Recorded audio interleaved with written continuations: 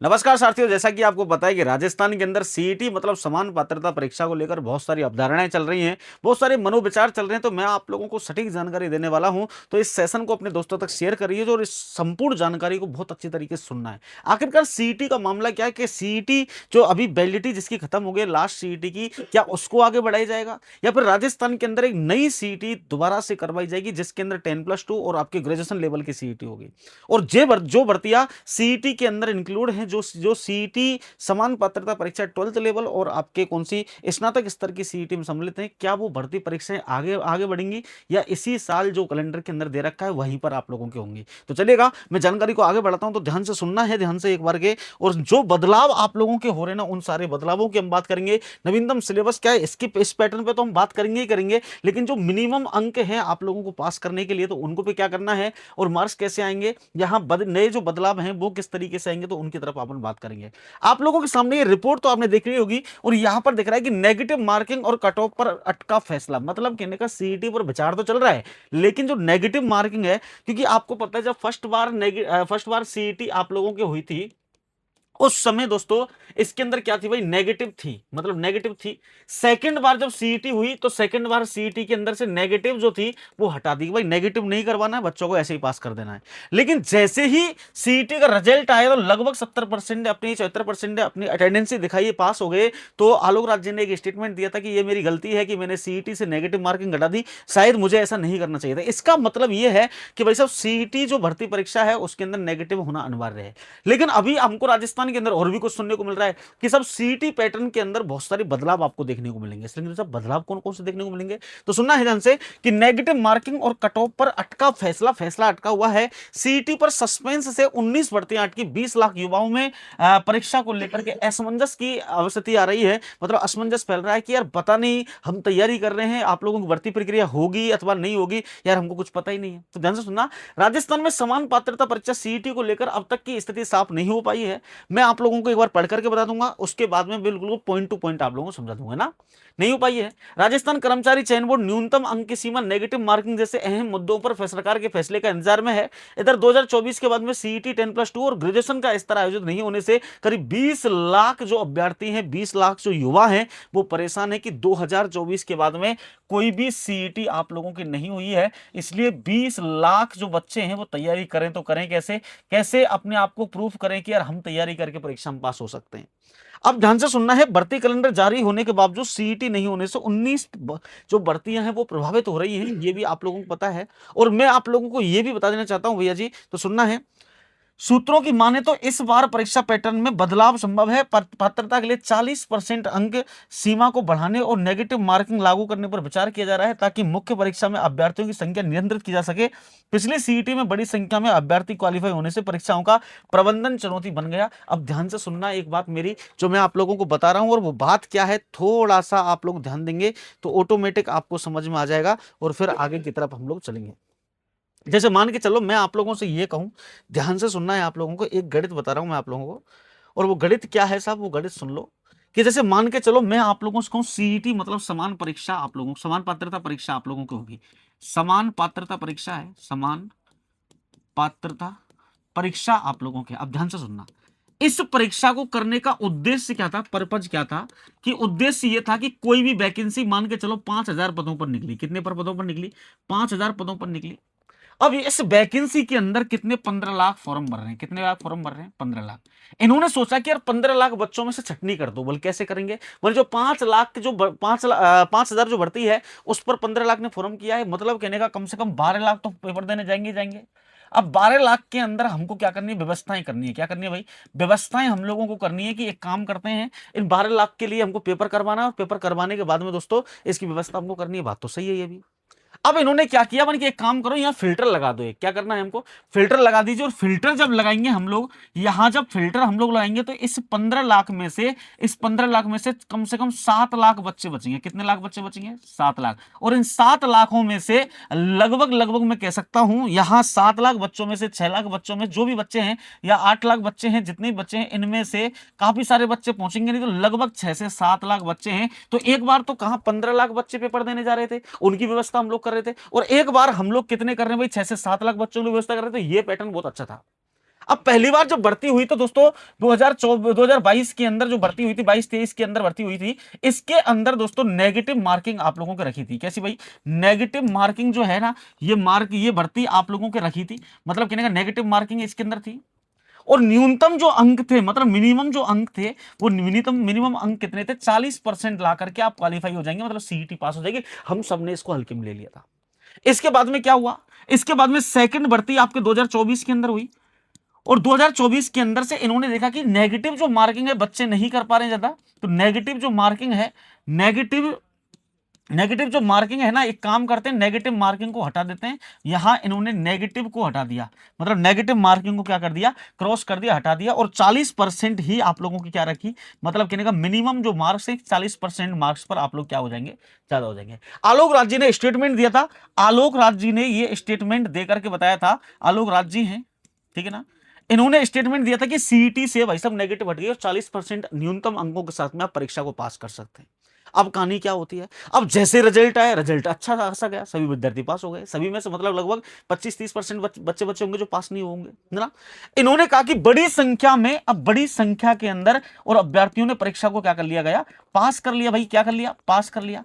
अब इनके सामने फिर से दोबारा समस्या आ गई, भाई जितना हम पहले बचाना चाह रहे थे अब उसका कोई फायदा ही नहीं हुआ, सीईटी कराने का फायदा क्या हुआ? तो इनके दिमाग के अंदर एक चीज और आ गई कि एक काम करते भाई, कि मतलब कहने का जो परीक्षा के अंदर जो आप लोगों के ये परीक्षा है, जो सीईटी समान पात्रता परीक्षा है, इस परीक्षा को कराने का कोई महत्व भी नहीं रहा। बोले क्यों नहीं रहा साहब? पर जितना हम लोग चाह रहे थे उतना तो बच्चे फिर भी हो गए। तो इन्होंने क्या किया? पहला तो एक चीज ये बनाई कि एक काम करते भाई, दोबारा से नेगेटिव लेकर के आएंगे। क्या लेकर आएंगे भाई? ये दोबारा से नेगेटिव लेकर के आएंगे, नेगेटिव, ठीक है ना। पहला चांस तो मतलब संभावना आप लोगों की इस प्रकार से है कि पहली अब की बार दोस्तों नेगेटिव इसके अंदर हो सकती है। दूसरा इन्होंने कहा कि भाई 40% जो न्यूनतम मिनिमम मार्क्स जो आ रहे थे, जो मिनिमम मार्क्स जो आ रहे थे ना, इनको बढ़ाओ। बोल कितना करें? इसको लगभग 55 से 60% कर दो। कितने परसेंट कर दो? 55 से 60% कर दो। और जो कैटेगरीज के अंदर जो आ रहे हैं ना, उन कैटेगरीज के अंदर अलग से छूट आप दे दीजिएगा। तो यह 55 से 60% जनरल को तो कम से कम फॉलो करना पड़ेगा। तो 55 से 60% फॉलो करके तो ही आप लोग परीक्षा के अंदर पास हो सकते हो। इन्होंने ये चीज कह दी, ठीक है ना। तीसरा और प्रस्ताव क्या दिया? तीसरा प्रस्ताव यह दिया कि एक काम करते हैं, सीईटी जो है ना, समान पात्रता परीक्षा, इसको अपन 2 फेज के अंदर ले लेते हैं। कैसे? कि भाई जो बच्चे प्री और मेंस की तैयारी करते हैं, जैसे आरएएस भर्ती परीक्षा की आप तैयारी करते हैं, है ना, रीट भर्ती परीक्षा की आप लोग तैयारी करते हैं, थर्ड ग्रेड की तैयारी कर रहे हैं जैसे, है ना, तो इसके अंदर पहला पेपर होगा प्री का। पहला पेपर किसका होगा? प्री का होगा। और दूसरा जो पेपर होगा वो मेंस का होगा। किसका होगा? मेंस का। ये भी क्वालिफाई करना पड़ेगा और ये भी क्वालिफाई इनको करना पड़ेगा, ठीक है ना। अब दूसरी बात तो ये, प्री मेंस तो करवाने के लिए तैयार है, लेकिन इन्होंने कहा आरएएस भर्ती के पैटर्न पर। अब इसमें भी असमंजस है। आप कहेंगे इसमें क्या हुआ?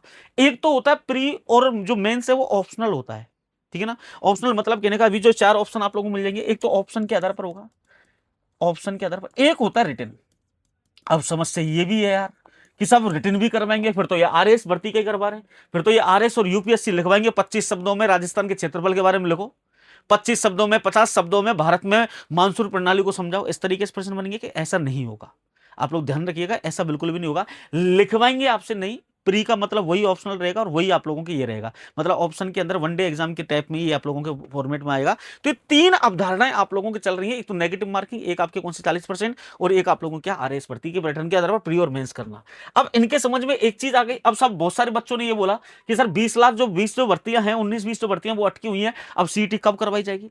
तो ये क्या इसी लड़ाई में चल रहे हैं। और मेरी जहां तक संभावना है ना, आप लोगों को मैं बता देना चाहता हूं, मेरी जहां तक संभावना है ना, वो संभावना ये है कि भाई साहब जो न्यूनतम अंक जो है ना, न्यूनतम अंक जो हैं वो आप लोगों के 55 से 60% लाने की पूरे पूरे चांसेस हैं, इनके चांस हैं। और इसके संदर्भ में वो नेगेटिव मार्किंग जो है, मतलब नेगेटिव मार्किंग जो है, ये भी आप लोगों के क्या कर सकते हैं? फॉलो कर सकते हैं। ये ध्यान रखना है, मतलब नेगेटिव मार्किंग को फॉलो कर सकते हैं। और 55 से 60% जो आप लोगों के लाने की पूरे पूरे चांसेस है कि 55 से 60% कर दो इसको।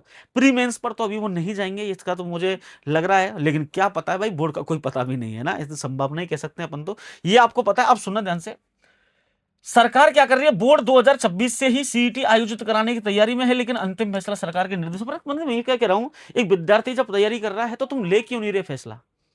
भाई ले क्यों नहीं रहे हो तुम फैसला? 2026 के अंदर कब करवा दोगे, है ना? और करवा रहे हो तो फिर अभी अभी अधिसूचना जारी करनी चाहिए आप लोगों को। तो क्या होगा? जल्द निर्णय लिया जाएगा, सीईटी के संदर्भ में सरकार के साथ में मंथन जारी है और जल्द निर्णय लिया जाएगा। इसी साल सीईटी करवाई जाएगी, आलोक राज जी ने कह दिया। चेयरमैन कर्मचारी चयन बोर्ड, ये आप लोगों को ध्यान रखना है। इसका तो मतलब है कि 2026 के अंदर सीईटी होनी तो तय है, जहां पर 10+2 और जहां पर आपके ग्रेजुएशन लेवल की दोनों भर्तियां आप लोगों को होंगी, ये ध्यान रखना है।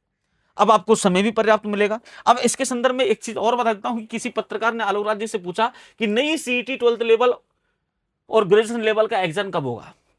आलोक राज जी ने कहा कि हमारा प्रयास है कि सीईटी सीनियर सेकेंडरी स्कूल जो सीईटी ग्रेजुएशन लेवल का एग्जाम इसी साल में करवाया जाए, चाहे वो साल के आखिरी में हो। आरएसएसबी का प्रयास है, आरएसएसबी का क्या है, प्रयास है। पत्रकार बोलते हैं सीईटी का एग्जाम इतना लेट क्यों हो रहा है।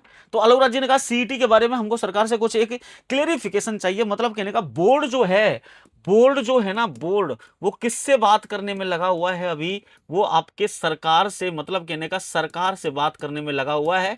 ये चीज याद रखना, सरकार इसका निर्णय देगी, ठीक है ना। स्टूडेंट क्या कह रहा है, बिना सीईटी बीडीओ और कांस्टेबल आवेदन कैसे होंगे। मतलब आपने वैकेंसी तो निकाल रहे हो आप लोग, अभी आपको कह दिया कि बीडीओ की वैकेंसी है ना। यहाँ आपके कुल पुलिस कांस्टेबल की 9000 पदों पर वैकेंसी आप लोगों के आने वाली है। इन पर हम फॉर्म अप्लाई कैसे करेंगे। आप सुनना ध्यान से।